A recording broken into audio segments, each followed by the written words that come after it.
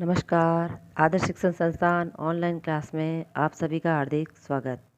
आज हम कक्षा 8 में विषय हिंदी पाठ संख्या पाठ 5 चिट्ठियों की अनूठी दुनिया का अध्ययन करेंगे।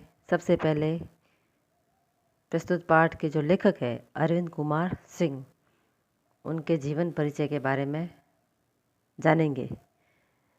लेखक अरविंद कुमार सिंह का जन्म हुआ था 17 जनवरी 1930।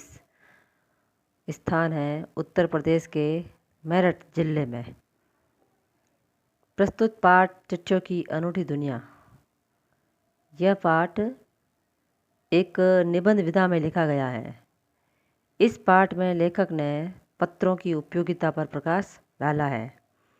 मानव सभ्यता के विकास में पत्रों का विशेष महत्व है। पत्रों का स्वरूप और भाव सब जगह एक जैसा है। दुनिया भर में रोज करोड़ों पत्र भेजे जाते हैं।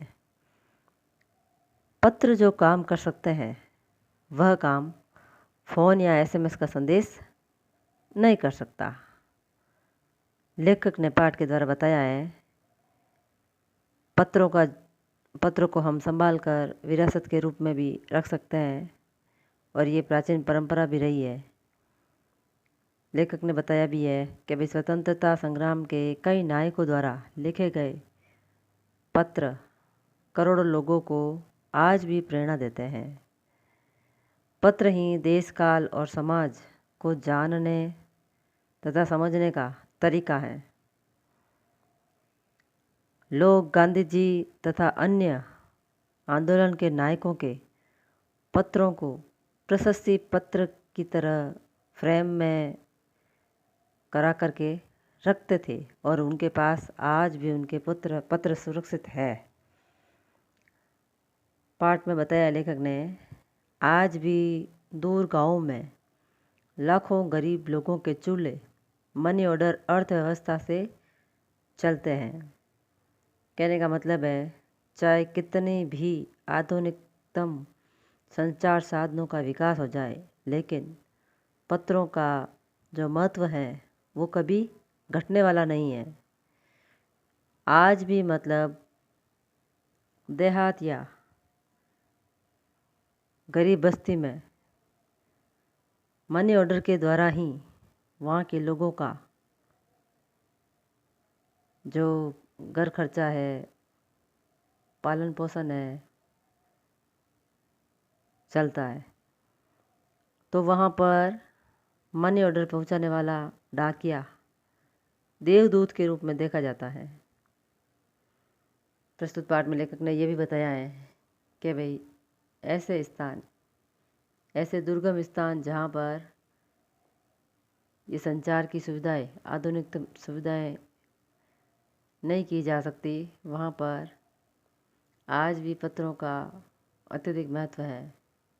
एकमात्र संदेश पहुँचाने का जो जरिया है वो पत्र ही है। ऐसे दुर्गम स्थानों पर जैसे रेगिस्तान है, पर्वत है, समुद्र के किनारे हैं, वहाँ पर संचार की आधुनिक सुविधाएं नहीं हुई है, तो वहाँ पर पत्रों के द्वारा ही लोगों के संदेश लाए और ले जाते हैं, जो कि हमारे देवदूत यानी डाकिये इस कार्य में अपनी अग्रम भूमिका निभाते हैं। तो अब हम पढ़ेंगे इस पाठ में पत्रों का जो आज भी अस्तित्व है, अनोखा वरदान है हमारे लिए, वो किस प्रकार का है। तो लेखक कहता है पत्रों की दुनिया भी अजीबोगरीब है और उसकी उपयोगिता हमेशा से बनी रही है। पत्र जो काम करते हैं वह संचार का आधुनिकतम साधन नहीं कर सकता है। पत्र जैसा संतोष फ़ोन या एसएमएस का संदेश कहाँ दे सकता है।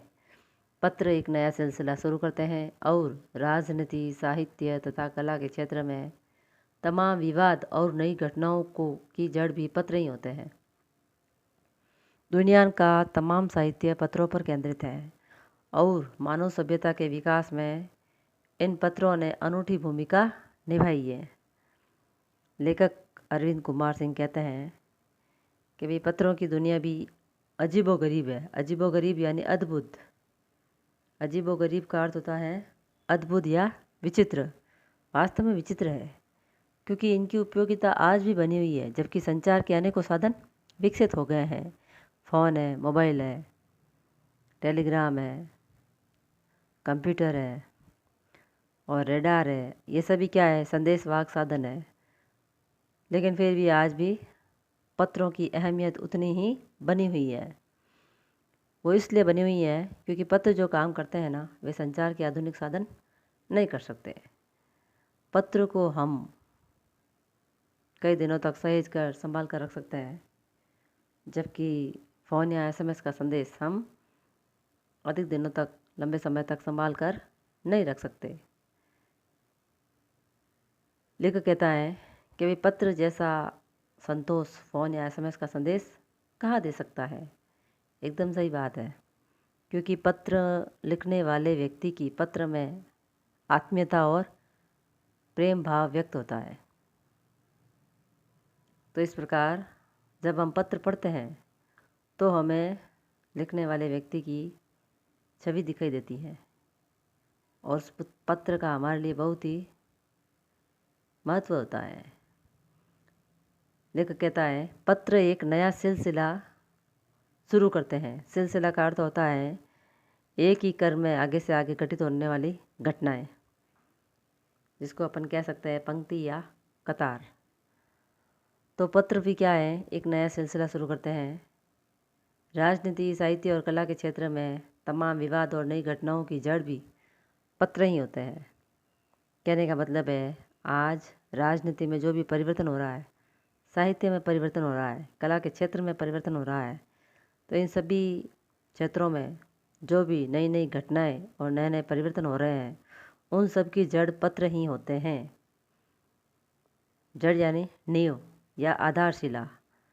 तो इन सभी परिवर्तनों की जो नींव है, आधारशिला है, वो कौन है? पत्र ही है। दुनिया का तमाम साहित्य पत्रों पर केंद्रित है और मानव सभ्यता के विकास में इन पत्रों ने अनूठी भूमिका निभाई है। कहने का मतलब है आज जितनी भी हम कहानियाँ, उपन्यास, ग्रंथ वगैरह, कविताएं वगैरह पढ़ते हैं, उन सभी की रचनाओं के पीछे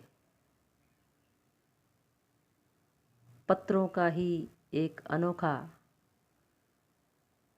योगदान है।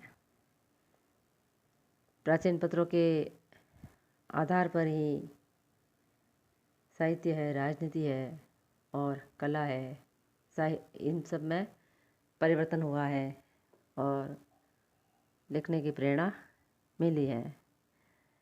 आगे लेखक कहता है पत्रों का भाव सब जगह एक सा है, भले ही उसका नाम अलग अलग हो। पत्र को उर्दू में खत, संस्कृत में कन्नड़ पत्र, कन्नड़ में कागद, तेलुगु में उत्तरम, जाबू और लेख तथा तमिल में कड़ित कहा जाता है। पत्र यादों को सहेज कर रखते हैं, इसमें कोई संदेह नहीं है। हर एक की अपनी पत्र लेखन कला है और हर एक के पत्रों का अपना दायरा। दुनिया भर में रोज़ करोड़ों पत्र एक दूसरे को तलाशते तमाम ठिकानों पर पहुंचते हैं। लेखक कहता है कि पत्र को लिखने का तरीका भले ही सब जगह अलग अलग हो, अंदर लिखने का जो सलीका है वो भले ही अलग अलग हो, किंतु भाव सबका एक जैसा ही है। भले ही पत्र को अलग अलग नामों से पुकारते हो, क्योंकि जैसा कि भारत हमारा विविधता में एकता वाला देश है, यहाँ पर अलग अलग राज्यों की अलग अलग भाषाएं हैं, तो पत्र को भी लोग अलग अलग नाम से पुकारते हैं। पत्र को उर्दू में खत कहते हैं, संस्कृत में पत्र, कन्नड़ में कागद, तेलुगु में उत्तरम, जाबू और लेख तथा तमिल में कड़ित कहा जाता है। पत्र यादों को सहेज कर रखते हैं, इसमें किसी को कोई संदेह नहीं है। कहने का मतलब है पत्र में लिखित बातों को हम लंबे समय तक पढ़ भी सकते हैं और संभाल कर रख भी सकते हैं, किंतु एसएमएस या फ़ोन के संदेश को हम इतने लंबे समय तक संभाल कर नहीं रख सकते। और हर एक की अपनी पत्र लेखन कला है। कहने का मतलब है पत्र अलग अलग प्रारूप में लिखे जाते हैं। कार्यालय पत्र हैं, पारिवारिक पत्र हैं, तो पत्रों के अलग अलग रूप होते हैं। वे सभी अलग अलग स्वरूप में लिखे जाते हैं। हर एक के पत्रों का अपना दायरा है। दायरा का अर्थ होता है कार्य क्षेत्र। कहने का मतलब है पारिवारिक पत्र परिवारों में जाते हैं, जबकि कार्यालय पत्र एक कार्यालय से दूसरे कार्यालय में भेजे जाते हैं। तो पत्र का जो अपना दायरा है, कार्य क्षेत्र है, वो भी अलग अलग है। और दुनिया भर में रोज़ करोड़ों पत्र एक दूसरे को तलाशते हुए उनके ठिकानों पर पहुंच जाते हैं। तो इस प्रकार लेखक ने पत्रों का हमारे जीवन में आज भी कितना महत्व है, इसके बारे में बताया है। इसका अगला गद्यांश हम अगले वीडियो में पढ़ेंगे। धन्यवाद।